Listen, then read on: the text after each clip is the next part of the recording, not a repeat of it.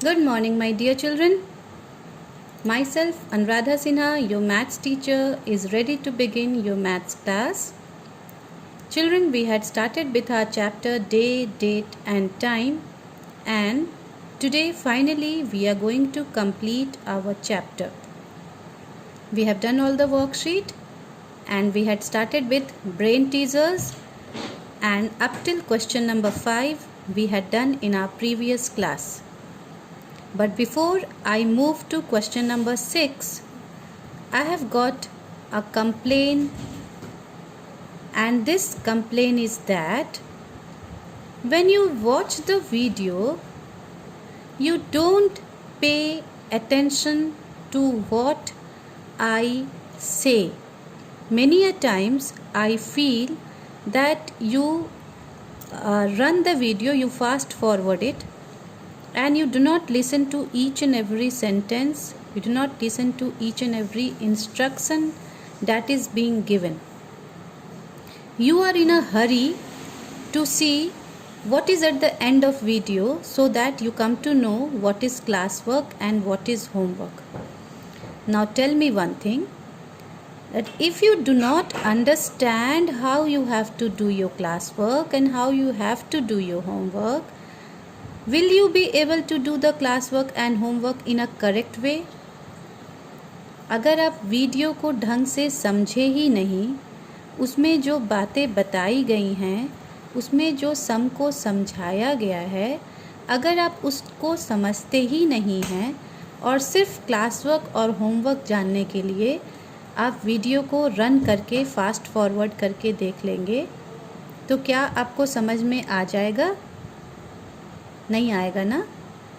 So this is what I am trying to explain you children, that whenever the teacher is sending you a video, she sees to it, she also understands it that the children are not in front of her, बच्चे उनके सामने नहीं हैं, इसलिए हम और भी बारीकी से और भी धीरे बहुत तरह के एग्जाम्पल्स देकर आपको समझाने की कोशिश करते हैं, so that not a single doubt remains in your mind.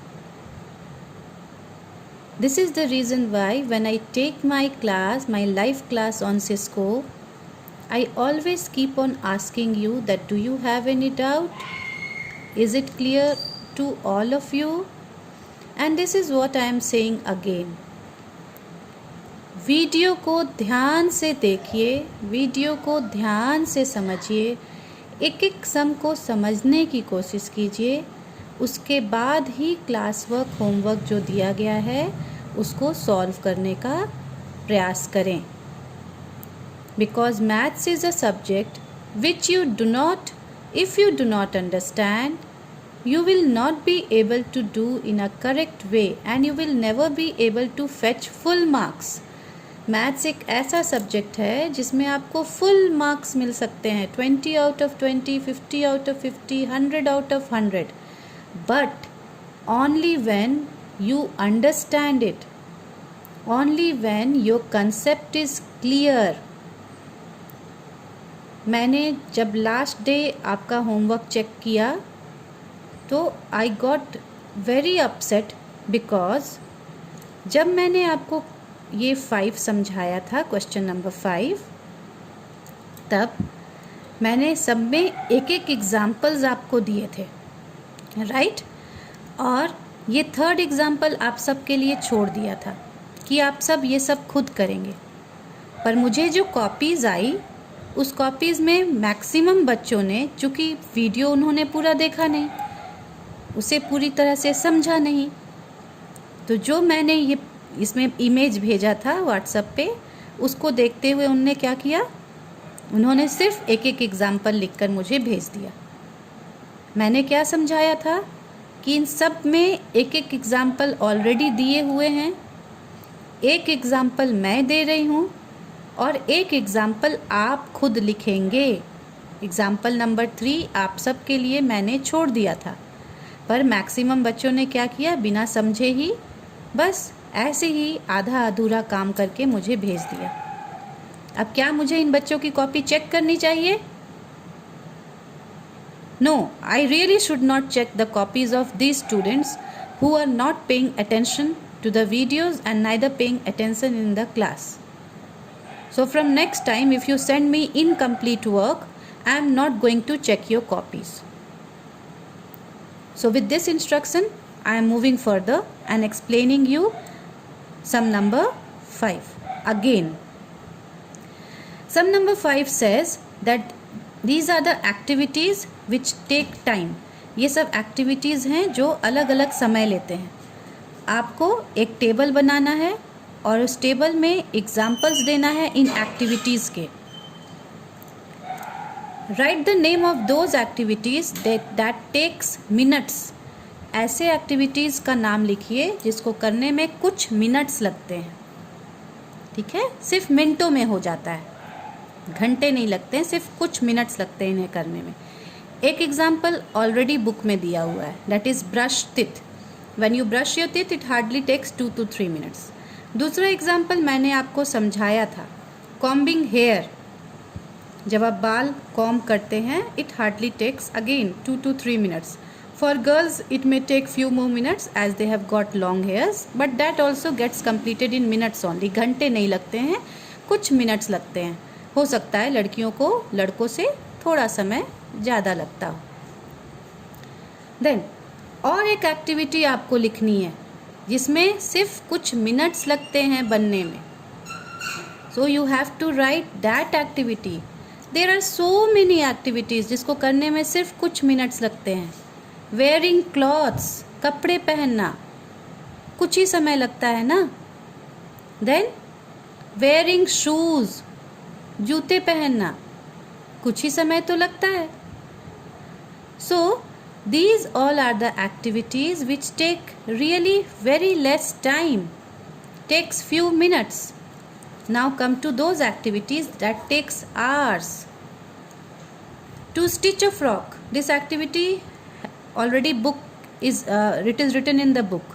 एक फ्रॉक को सिलाई करने में कुछ घंटे लगते हैं. To cook food, this example I gave, खाना बनाने में कुछ घंटे लगते हैं. 1 घंटा 2 घंटा, ज़्यादा लोग हों तो हो सकता है और ज़्यादा समय लगता हो. एक और एक्टिविटी आपको लिखनी है जिसमें कुछ घंटे लगते हैं. तो ऐसा एक्टिविटी सोचना है. टू विजिट होम टाउन, जब आप पटना से अपने होम टाउन अपने गांव जाते हैं तो कुछ घंटे लगते हैं, 3 घंटे हो या 4 घंटे हो. देन क्रिकेट मैच, कुछ घंटे लगते हैं. So these all are the activities which take few hours to get completed. आप और भी बहुत सारे एक्टिविटीज़ सोच सकते हैं, मैं तो सिर्फ 2 या 3 एग्जाम्पल दे रही हूँ. टेक्स डेज, कुछ दिन लगते हैं इन एक्टिविटी को पूरा होने में. For a fruit to ripe, एक फल को पकने में कुछ दिन लगता है. प्रिपरेशन ऑफ स्टेज प्रोग्राम, जब स्टेज पे कोई प्रोग्राम होता है तो वो प्रोग्राम एक ही दिन में स्टेज पे नहीं आ जाता है. स्टेज पे आने के पहले 10 days, 15 days, 8 days time is taken to get that program executed. So it takes few days for that program to get completed. एक एग्जाम्पल तो बुक में था, एक एग्जाम्पल मैंने आपको दिया. ये 3rd एग्जाम्पल आपको मैंने कहा था कि सोच के लिखें, जो आपने नहीं लिखा. So few example more where you the time that is taken is few days, कुछ दिन लगते हैं उसको पूरा होने में. मैरिज सेरेमनी, जब घर में शादी होती है तो एक ही दिन में सारे जितने भी रिचुअल्स हैं एक ही दिन में पूरे हो जाते हैं. एक दिन मेहंदी, एक दिन डांस, एक दिन शादी. So it takes few days. You can write marriage ceremony. In the same way, there are many other things which take few days. Examination. When your exam starts, does it get completed in 1 day? No. It gets completed in 7 days or 8 days. 7 दिन 8 दिन लग जाते हैं ना आपके exam पूरा होने में. तो ऐसे एक्टिविटीज़ आपको लिखने हैं जिसे पूरा होने में कुछ दिन लगता है. And the last one is it takes months. कुछ ऐसे एक्टिविटीज़ आपको लिखने हैं जिसे पूरा करने में महीनों लगते हैं। Like to change from summer to winter, गर्मी से ठंडे तक चेंजेस जो होते हैं, तो क्या गर्मी से ठंड आने में कुछ महीने नहीं लगते हैं? 2 या 3 महीने, 4 महीने लग जाते हैं ना, from summer to winter. So this is the activity that is given in the book. ये बुक में दिया हुआ है। एक मैंने आपको समझाया, कंस्ट्रक्शन ऑफ अ हाउस, घर बनने में कुछ महीने लग जाते हैं। अगर घर बहुत बड़ा हो तो कई महीने लग जाते हैं।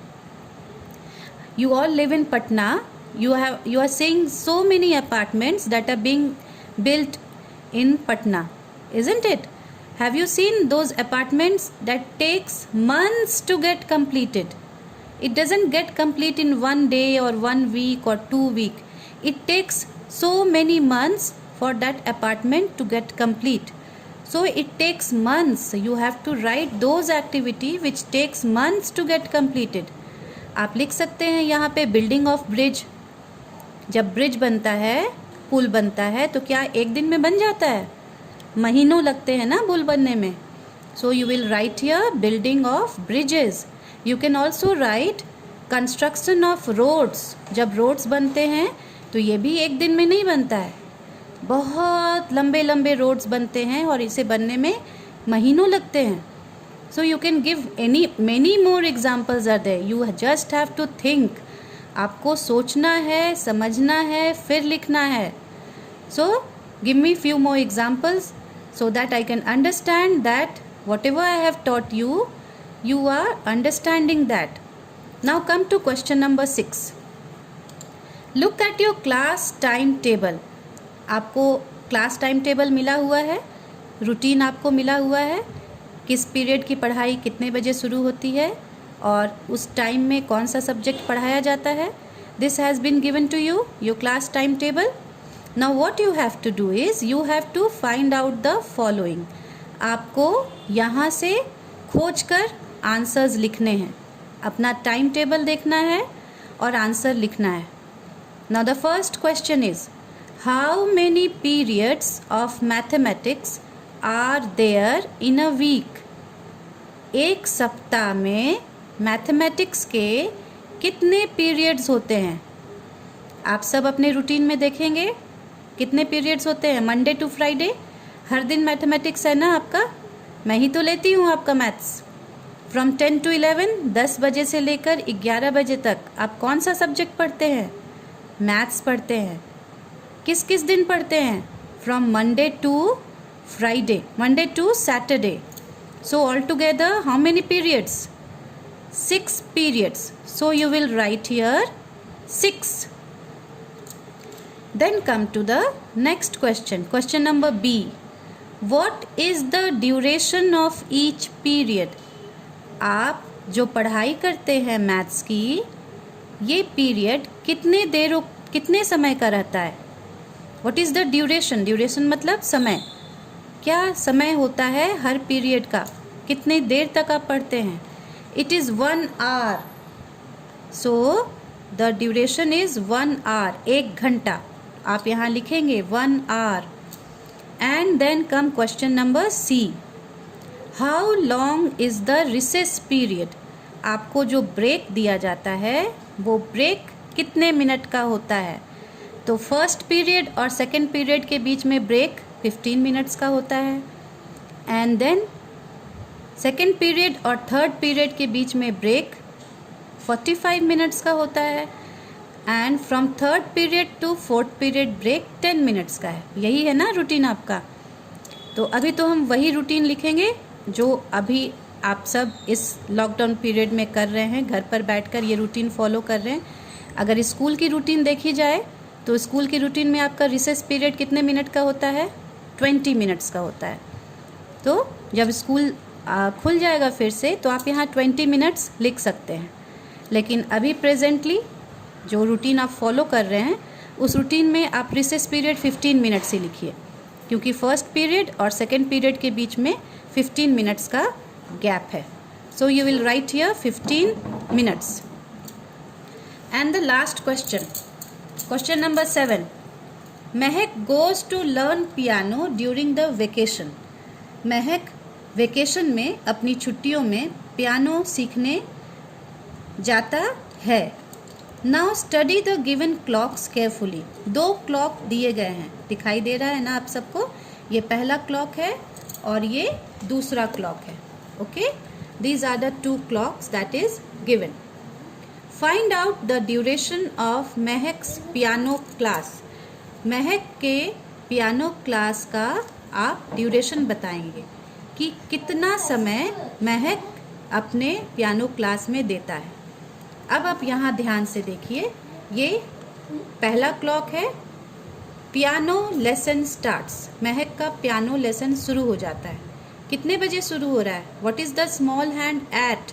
The small hand it has 1 and the big hand is at 3। छोटी वाली सुई 1 पर है और बड़ी वाली सुई 3 पर है। That means what is the time? The time is 1:15। महक का पियानो क्लास 1:15 में स्टार्ट हो जा रहा है। Now look at the second clock. अब आप सेकेंड क्लॉक देखें। सेकेंड क्लॉक में where is the small hand? The small hand is at 2। छोटी वाली सुई 2 पर है और बड़ी वाली सुई 2 पर नहीं है, एग्जैक्टली 2 पूरा पहुंचा नहीं है, it is in between 1 and 2 and the big hand is at 7। The minute hand is at 7 and the piano lesson ends. और इस टाइम पर महक का पियानो क्लास पूरा हो जाता है। तो कितने बजे महक का पियानो क्लास पूरा हो रहा है? According to the clock that is given here, the time is 1:35।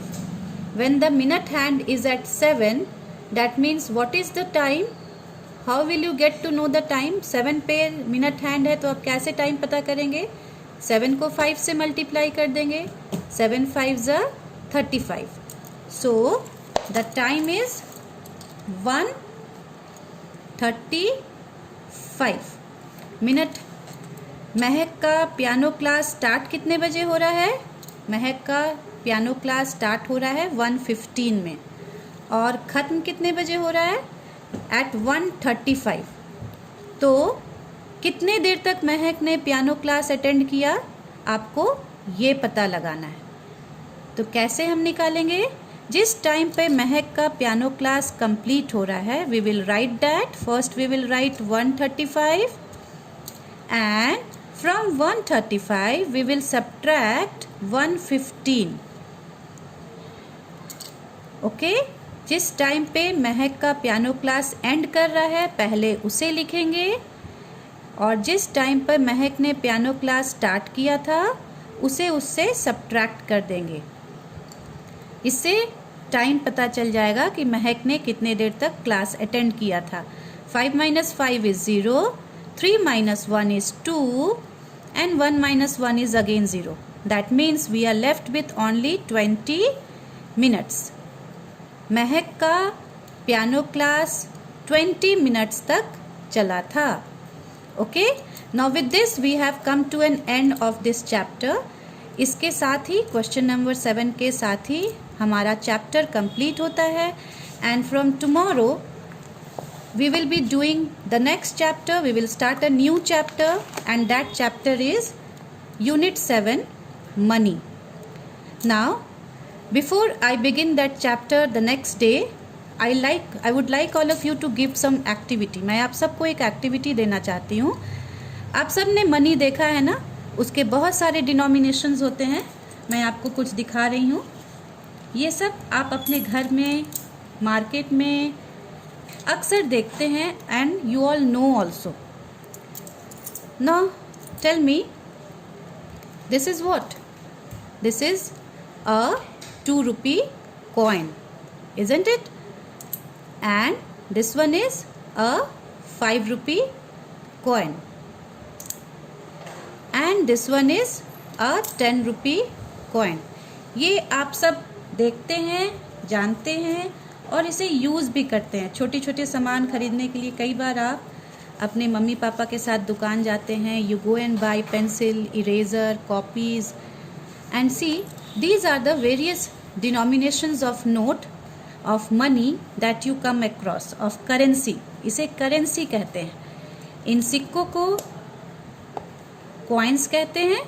Okay, these are coins.